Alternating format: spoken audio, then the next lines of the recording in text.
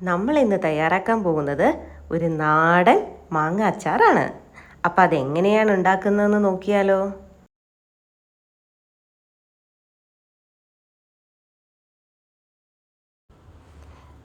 ഇനി നമുക്ക് മാങ്ങ നന്നായിട്ടൊന്ന് കഴുകിയെടുക്കാം. അപ്പം അതിന് ഉരുളിയിലേക്ക് വെള്ളം ഒഴിച്ചു. ഇനി നമ്മുടെ മാങ്ങാക്കുട്ടന്മാരെ നമുക്കതിനകത്തേക്ക് ഇട്ട് കൊടുക്കാം. ഇനി നമുക്ക് മാങ്ങ നന്നായിട്ട് തുടച്ച് ഈർപ്പമെല്ലാം കളഞ്ഞെടുക്കാം.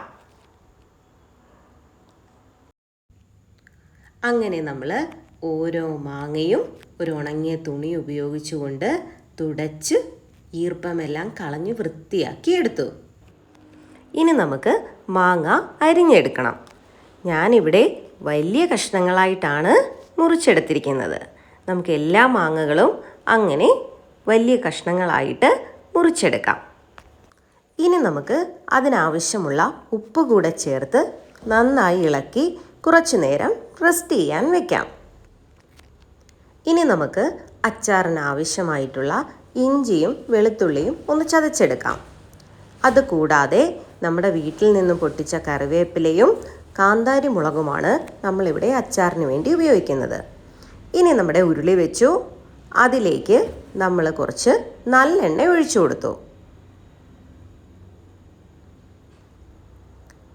എണ്ണ ചൂടായി കഴിഞ്ഞപ്പോൾ നമ്മൾ അതിലേക്ക് കടുക് പൊട്ടിച്ചു.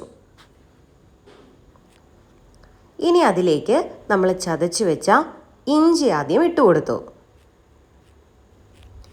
ഇഞ്ചി മൂത്ത് വന്നപ്പോൾ അതിലേക്ക് നമ്മൾ ചതച്ച് വെച്ച വെളുത്തുള്ളി കൂടി ചേർത്ത് കൊടുത്തു. ഇനി വെളുത്തുള്ളി കൂടി നമുക്കൊന്ന് മൂപ്പിച്ചെടുക്കാം. ഇനി അതിലേക്ക് കാന്താരി ഇടാം. കാന്താരി കൂടെ ഇട്ട് നമ്മൾ അതും ഒന്ന് വഴറ്റിയെടുത്തു. ഇനി അതിലേക്ക് കുറച്ച് വറ്റൽ മുളക് കൂടി ഇട്ട് അതും ഒന്ന് മൂപ്പിച്ചെടുത്തു. ഇപ്പം എല്ലാം നന്നായിട്ട് മൂത്ത് വന്നിട്ടുണ്ട്.